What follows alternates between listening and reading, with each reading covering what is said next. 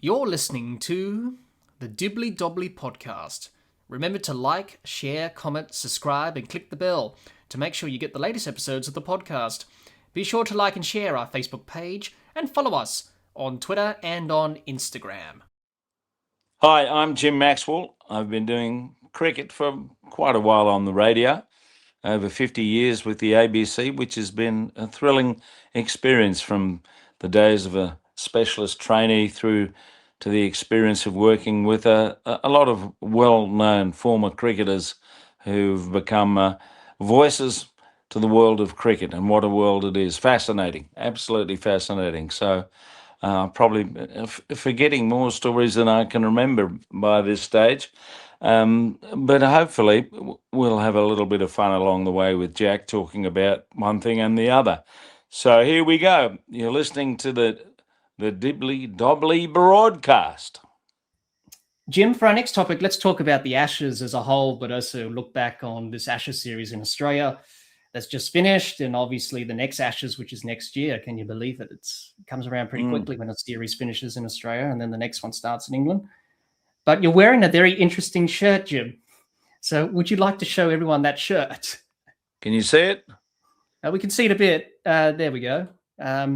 You got it? You want to tell people what it is, Jim? How's that? Can you see it now? Yeah, we can see it now. Okay. Baz Bollocks. It's a T-shirt that came out of the Ashes series because a certain bloke from the ABC was doing commentary on the BBC, and when asked by Michael Vaughan what he thought of Bazball, his reply was, "I don't think it's Bazball, it's Baz Bollocks." So, and that's where it started, and the supporters of the Barmy Army are producing all these T-shirts, just picking up on Baz something or other or whatever, and they created this one as a result of that a very forthright remark about how that person saw what was going on.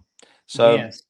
And so my wife actually found this online, as she always does. She's an Amazonian, and she found this, and here it is. Yeah, well, I think, It's a bit more fun in the game, isn't it? Yeah. Yes, no, it is. It's always good to have a bit of a laugh. But I thought we'd talk about, first of all, Jim, your memories with Ashes cricket, because as a fan and a broadcaster, you've seen many Ashes series over your long career, and obviously before this series, you did something we call the Middlemass, looking back at your memorable Ashes moments, which there's lots of those. Many significant moments in Ashes cricket. But what does it mean to you, Jim, when you hear the word Ashes cricket? What does it mean to you? And why is this series that's been going on for nearly 150 years been so highly regarded still as the number one rivalry and series that people want to watch in cricket? It's hard to beat history. I mean, the history and tradition goes back to 1877, and there have been some memorable contests. There's been a lot of emotion tied up with a whole lot of it, with the mother country playing against the colonies originally, and this has been reinforced over a period of time by the media to a large extent in building it up as the principal sporting event between Great Britain or England and Australia. And it's been, powerfully sustained over a long period of time with some really dramatic series.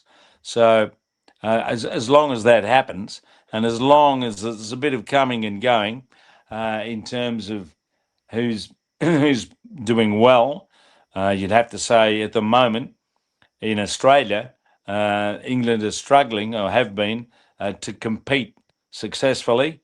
But you have to remember the other side of it, that Australia haven't beaten England in England since 2001.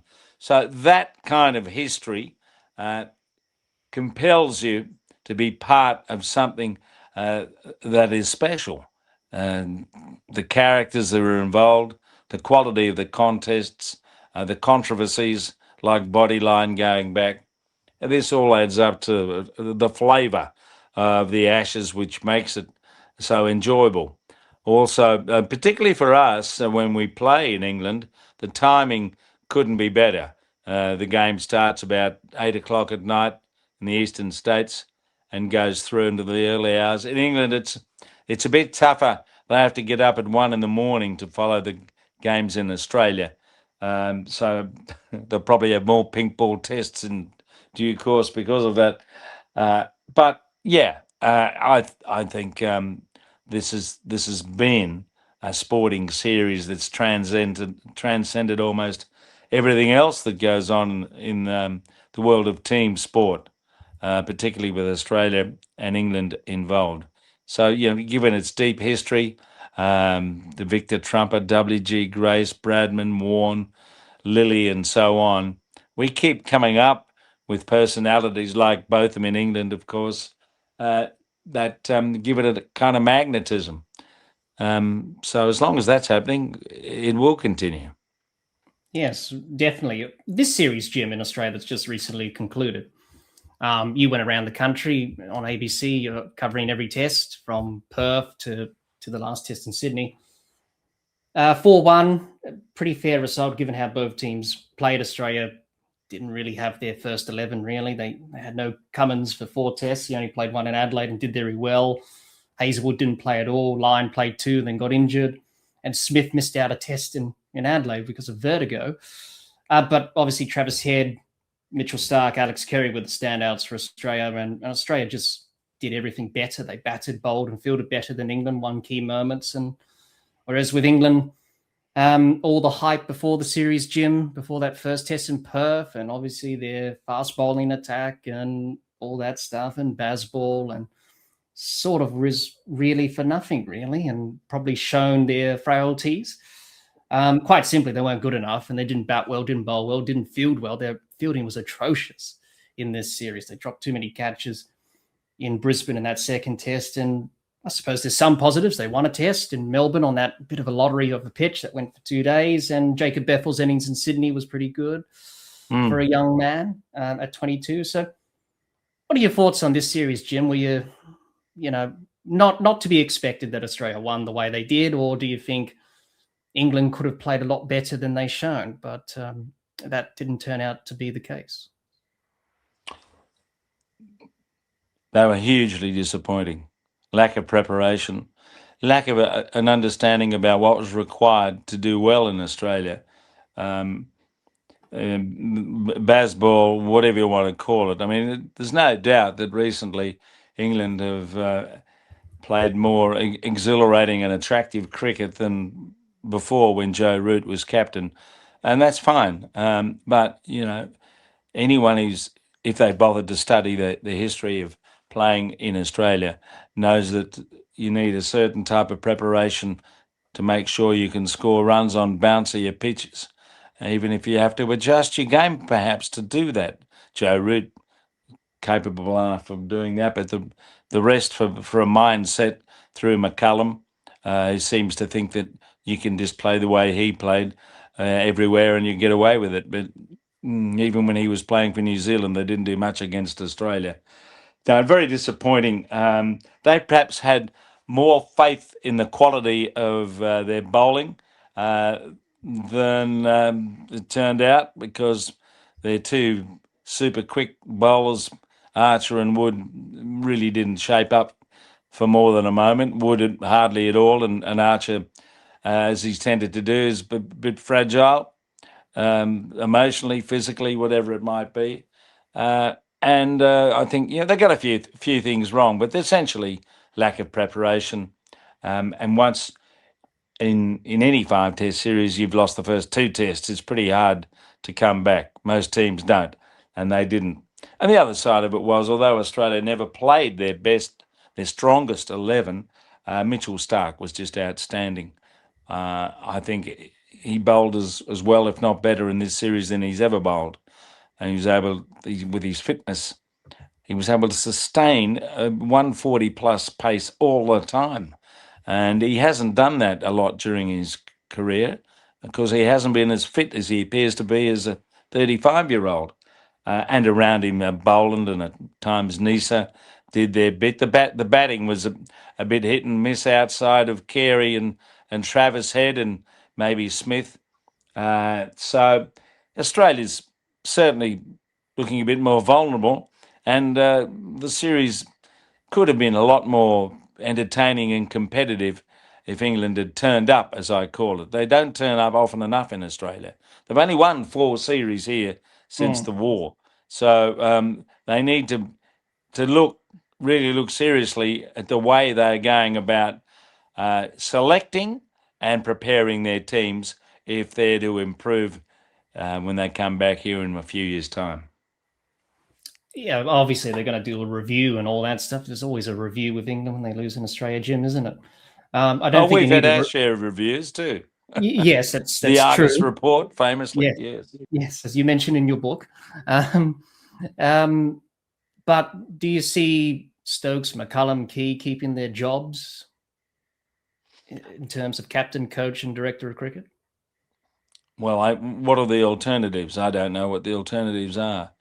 Yeah, they may. In the short term, they will, because obviously McCullum's coach of the white ball team as well. Whether that continues into the next English summer, I would have thought Rob Key be in a bit of danger. Maybe McCullum. I don't know about Stokes. They need Stokes, and he's probably only got another year or two to go before his body gives up on him.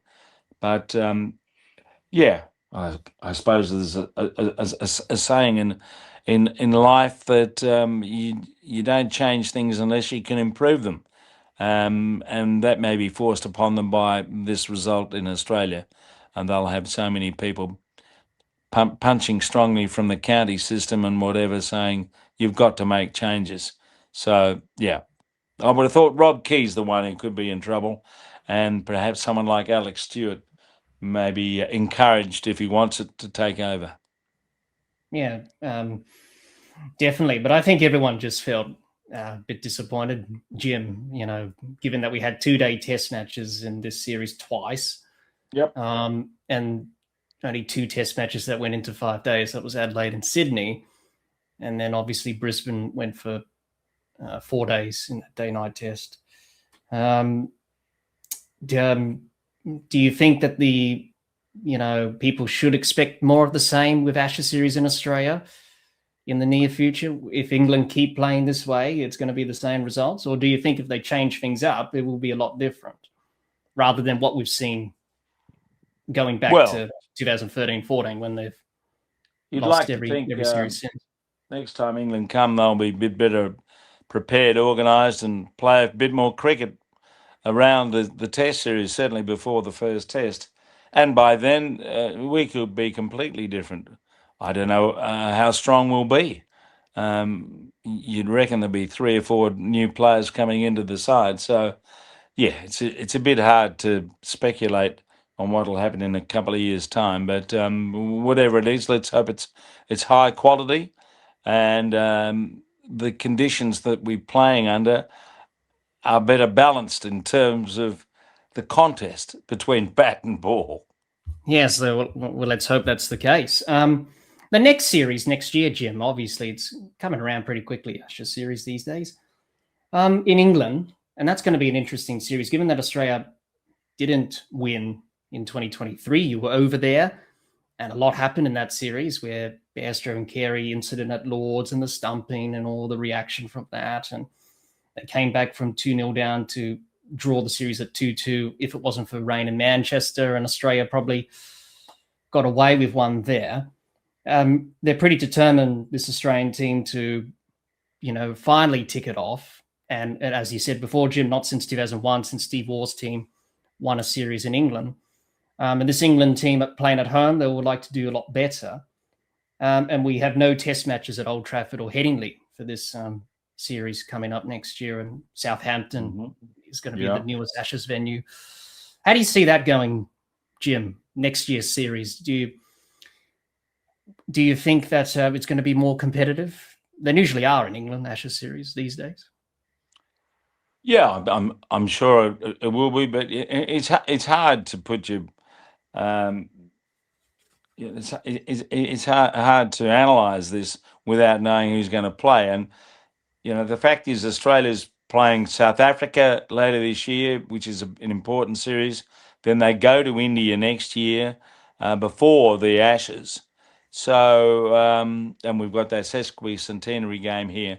It's a bit hard to evaluate it without knowing who's going to play, but I would have thought people like Pat Cummins, provided he's still playing, would want very much, along with a number of other players, if they're still playing, even Steve Smith, to win in England. So there's that kind of incentive, but yeah, I'm not sure at this point who'll survive this Ashes campaign for the next one. Yeah. Well, it will be interesting to see what happens there, Jim. But as we can't predict the future, so we have to wait until then, which is only a matter of months before the circus of Ashes cricket begins again. But I think everyone's just glad that this series is over and can recover and rest and get ready for the next series in a year's time. So yeah, good to hear your thoughts on Ashes cricket there, Jim, this series and obviously next year's series, but also Ashes cricket as a whole as well. Jim, I thought for our last topic to discuss in this discussion today, I thought we'd talk about Australian cricket and get your thoughts on that. As we've discussed throughout this chat, it still remains popular in Australia. People still interested at grassroots level, club level. The last 2 summers when India and England have come out, people have attended, which is good to see. A lot of people coming to the cricket still. The Australia women's and men's teams are performing well. They're winning and doing their thing there. Domestic cricket is still producing players to play for Australia, and that system is still operating as it has done for over the years. But you've seen a lot of ups and downs in Australian cricket, Jim, over your long, lustrous career. Obviously, you've seen the very good and the very bad of Australian cricket. But how would you assess the current state of Australian cricket? Is it in a good place, or we're going to have some tough times ahead? Oh, we'll probably lose a few more games than we've been losing because we're going to have changes to our team. And the sooner we can get some of these younger players into the mix, the better. And that's the difficulty for the selectors, with players hanging on, playing for a long time, and they're very well rewarded. So they're, I suppose, a little reluctant to just say, well, I'm going to go out on the top of my game. They tend to go out when they're in the twilight, if they can manage to do that, unless an injury catches up with them. So, look, as I look around at the younger talent in Australia, it looks as though we've got some players coming through. You just never know who's going to bang all of a sudden, like when Michael Slater burst onto the scene, when Dennis Lilly came in. There are going to be, given the process that goes on in Australia, some very good players. Now, whether they're going to be the champions we've seen in the past, I don't know. Who would have said that Travis Head was going to peel off these extraordinary performances a couple of years ago? He looked a marginal Test cricketer at best. So I'd be confident that the Australian system is rigorous enough to produce some good players. I can't name them because I don't think even the selectors know who all of them are at this point. Yes, that's a mystery, isn't it, Jim? We won't know until they're actually being tested at the level, so to see whether or not they're able to do it. But do you think, with the way that cricket's been run in Australia, do you think it could be run better by Cricket Australia? Do you think they need to do a lot more to improve the game or the quality of the game here in the country, or do you think at the moment they're doing an okay job? Oh, well, it always needs a little bit of finessing as we go in terms of resources, particularly for the game. I mean, it's an expensive game, cricket, and you need to make sure you've got the resources as well as the players to sustain it. So I think of my own backyard, there are probably too many teams in this district competition. We're up to 20 teams now. So I think as a matter of a natural process of attrition, something will occur there over a period of time, and that's just a bit of redefinition of what's going on. But as long as the game can be sustained against the rivalries of a lot of other things in life, particularly other sports that are coming to the fore so strongly, and traditional ones to start with, and the game of football for young people, that's soccer, is going to become more universally appreciated.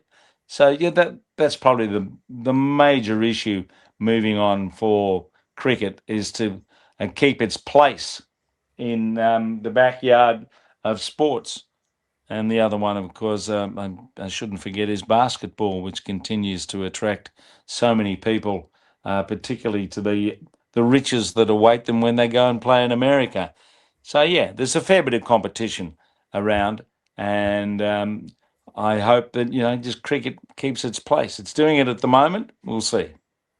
Yes, couldn't agree more, Jim. And we don't know what's going to happen in the future, so let's hope cricket remains the national sport in Australia, as it has been for well over 150 odd years now, really. Well, with the Indian diaspora we have in this country now, I think that'll be another reason for it to be sustained. There'll be more sort of subcontinental players who are like Kawaja, for instance, yes, was probably born in Australia, not born overseas, will become a part of it all. So that's an important consideration when you're looking at those who may be playing cricket for Australia in the next generation. How many of them will have an Asian background?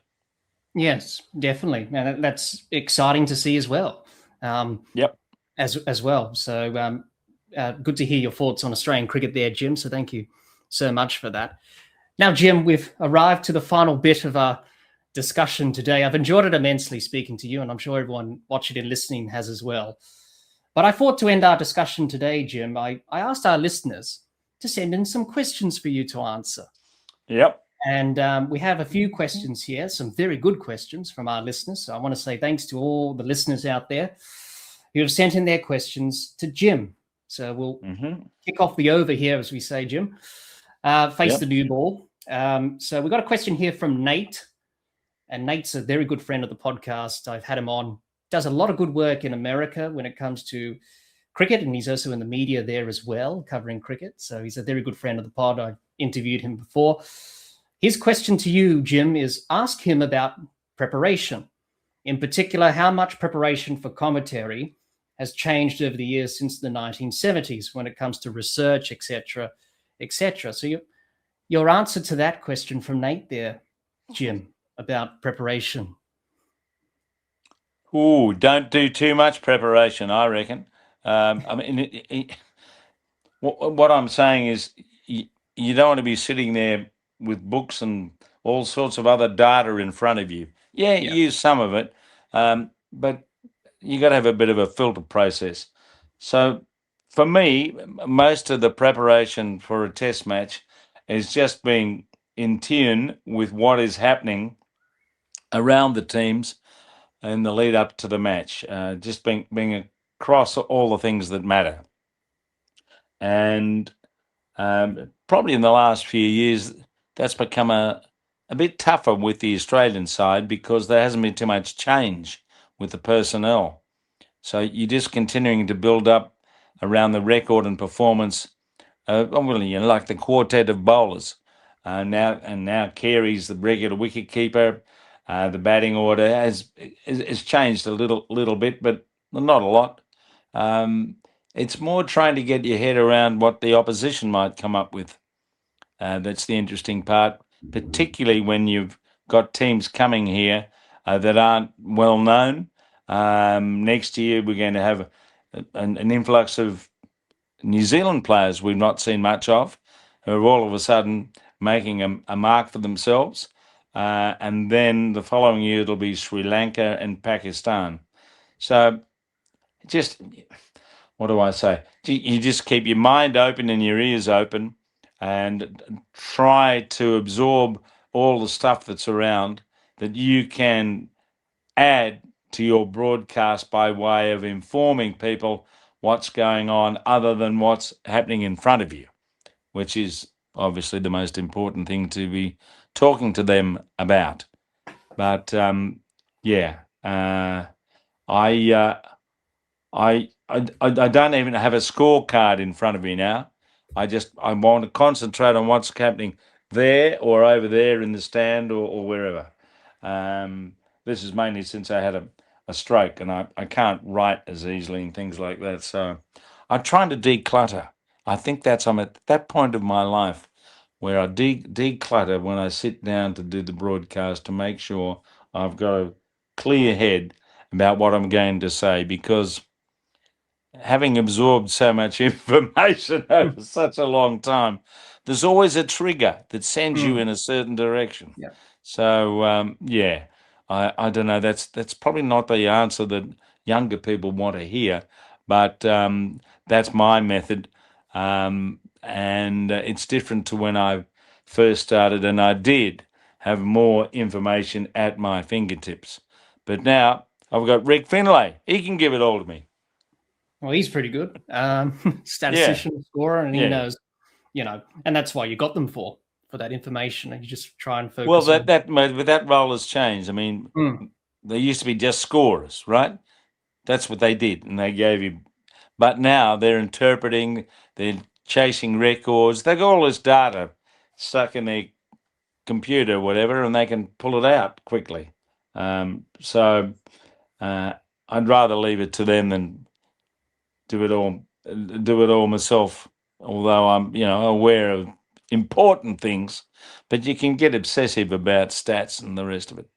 Yeah, and after all, cricket is a statistical game, and everyone likes a good stat that's a bit out there and no one has ever heard of before. So it's just one of those games, isn't it, Jim? Yeah, well, we're lining them up next time.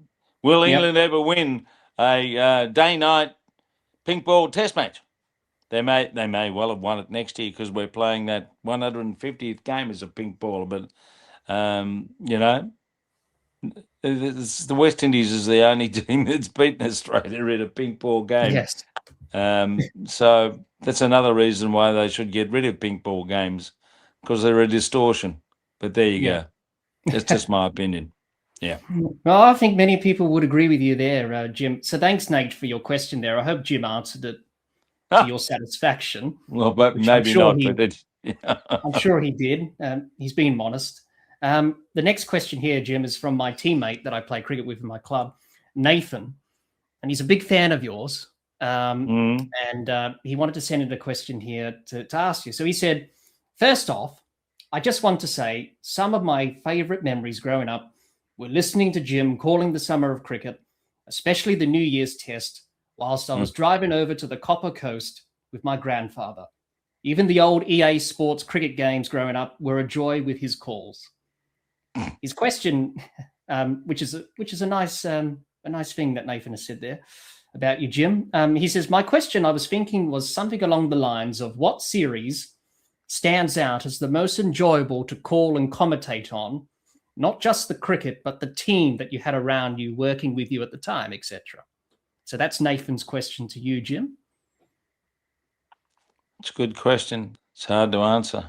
No, look, off the top of my head, I always go back to 2005. I mean, after the first test, it was Australia were going to win, as Glenn McGrath would say, 5-0. But then McGrath trot on the ball, and that changed the course of history.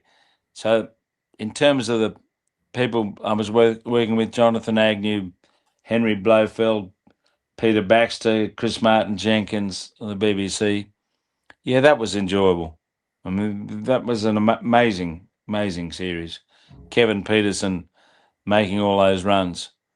And we were in a casino before the thing started. They were one of the sponsors. And they had us at this place. And Merv Hughes was a selector, and he was there. And an English guy, we were playing craps. And an English guy down one end of the table, said, "Hey, Merv, I got 33-1 Kevin Peterson, top scorer of the series. What do you think?" And Merv said, "You've done your dough, mate. They'll drop him after the first test." Well, he was the top scorer, wasn't he? Yes. Yes, he was. He scored that 100 at the Oval on the last test. And well, he was dropped at slip. Yes, by Shane Warne. Yes. You expect him to, gobble that up at slip because he was a very fine slip fielder. Warne. Yeah, well, those catches win matches, and so it is, yes. Well, as we saw in this series with England, Jim, they dropped a few and they had their moments. So, I suppose even the best, like Shane Warne, can drop them. You're only human after all. And it's part of the game. Gary Player's line keeps coming back, doesn't it, on the business of he was asked about luck, and there is a bit of luck in sport. And he said, well, the more I practice, the luckier I get. That's right. That's definitely true there, Jim. So thanks for your question, Nathan. And I know that will mean a lot to you if you're listening and watching. What's Nathan do? Bat, bowl, or both? He's a batter, Jim. So right. he's one of our batters. They're still batsmen as far as I'm concerned, but still, we don't want to belt that on the head too much. But if you notice all these generic words in the game of cricket, and they're talking about third now instead of third man. Yeah, why? Batters, I'm a bit the same, to be honest. But so, explain to me why the word maidens has survived. It must be sexist, surely. Well, I think it was described maidens or something like that back in the day. I think. I know that. I know that it's a generic word. Yeah. But what I'm saying is, why hasn't it been scratched from the thesaurus of cricket words? I don't know. If people get offended for, like there's one the other day in yachting. You can't say man overboard anymore. You have to say a person who's gone over the side. See, this is where the life gets so stupid. So thank goodness, at this point, maidens survive. Yes. Well over 200 years, I think, Jim, if my memory serves me correct. Well, let's hope another 200 years. We'll see. Yes. Yes. Thanks for your question there, Nathan. And I'm sure Jim has answered it to the best of his ability. And knowing Jim, he probably has there. But that will mean so much to Nathan, Jim. So thanks for that. Okay. Well, watch the ball, Nathan. That's the most important thing when you're batting. Watch the ball. Well, he has scored some runs this season, so he must be watching the ball. Very good. Yeah. Hopefully many more as the summer continues on. So our last listener, Jim, has sent in 3 questions for you to answer. So it's a multi-part one here. Yeah. It's from Jihan, and Jihan's a very good friend of the podcast, and he's been on the podcast many times. So this is his questions to you, Jim. He says, "Hi, Jim. I grew up in England in the 1990s, but immigrated to Australia in my mid-20s. I love the Australian team, right from watching them beat the West Indies in the 1996 semi-final of the World Cup to the 1997 Ashes tour, which they won after coming from behind. I was 8 at the time and saw the whole team in Canterbury, my hometown, when they were playing Kent, and I was in awe. I have a few questions as follows." Now, this is the first one, Jim. Number 1, where is Test cricket going? I feel like only Australia and India care about it. England also want to win, but aren't prepared to do the hard yards and are still at the same level they were in the last 25 years. South Africa have improved a lot and are a threat, but aren't even playing home Test matches this summer. Every other team put all their resources into T20 franchise cricket. Are Australia going to just keep dominating against a bunch of non-contenders?" So that's the first question there, Jim. Your response to Jihan's first question there on where is Test cricket going? I think the world of Test cricket is going to narrow more because of the economics of the game. So that, yes, it'll be Australia, England, India, in the main. South Africa will pop their head up every now and then. The West Indies seem to be completely on the fade. New Zealand will be competitive. Sri Lanka, Bangladesh, maybe, and Pakistan. Who else have I left out there? Zimbabwe, well, they're on the margins. Afghanistan, definitely on the margins. And Ireland. So I think there'll be less test cricket played with the associate minnow nations because, as I say, the economics doesn't add up. But the game will continue with the five-day matches for a while yet. But longer term, I don't know. Whether it can survive in such a jam-packed schedule around the world. But I reckon if it doesn't survive longer term, the game will be in strife. I think it'll be a hollower game than we're seeing now. At least we got diversity and attraction around the various formats. Let's hope it at least stays like that. Yeah, definitely. So that's Jihan's first question, Jim. The second one in the over, where do you see the current Australian team going? A lot of people criticise them for not being ruthless and just about drifting to wins after dominating completely initially. The Adelaide Test and the Ashes series in general is an example of that. Coming up, we have South Africa away, India away, and England away, which are the only places this team haven't won, although they managed 2 draws in England. If they don't finally have success there, will this team go down as good but not one of the best, despite the 4 bowlers, David Warner and Steve Smith, and in brackets, and maybe Travis Head in a few years, being the greatest of all time? So your thoughts on that question from Jihan there, Jim? There'll be some fluctuations as Australia go through the process of change in the next couple of years. But, the fact is the first World Championship of Test cricket they missed only because of an overrate issue. And well done to New Zealand for beating India in the final of that. The second one, Australia was superb and beat India. And the third one, South Africa, played really well. Markham's played the innings of his life to win that game. So through all of that, it's pretty obvious that Australia continues to be, alongside India until now at any rate, one of the better performing test teams in the world.